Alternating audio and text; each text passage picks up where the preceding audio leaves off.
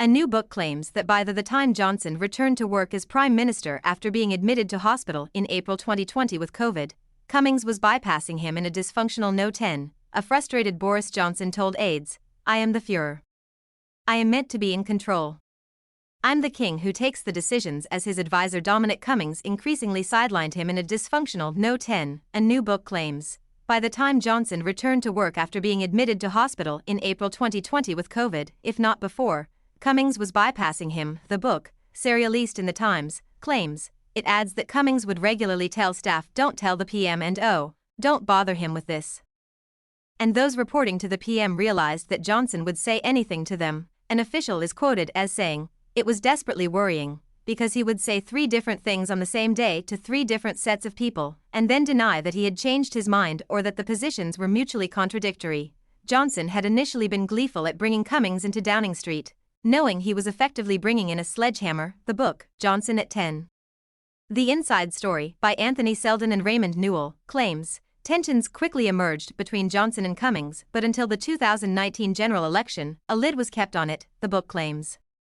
An aide is quoted as saying Johnson was willing to accept directions from Cummings because it was clear his fate depended upon it until he won the general election in December 2019. Johnson regarded the election result as his personal victory, it is claimed, believing the huge Commons majority was a total endorsement of his brilliance personally. He would regularly refer to "my majority" and say, "They would be nowhere without me." One official is reported as saying. The book also claims that shouting and expletives quickly reached new levels of acceptance during Cummings's time at.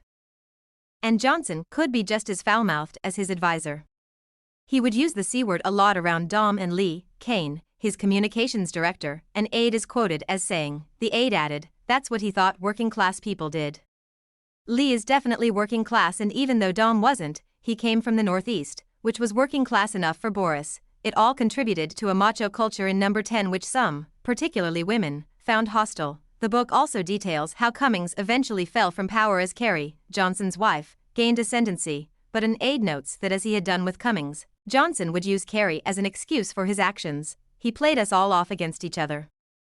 He would tell us that she was impossible to deal with, she was mad, crazy, and he couldn't control her, would do whatever she wanted. Then he'd go upstairs and tell her that we were impossible and he couldn't control us. He liked to pour petrol on both sides and see what happened to the fire.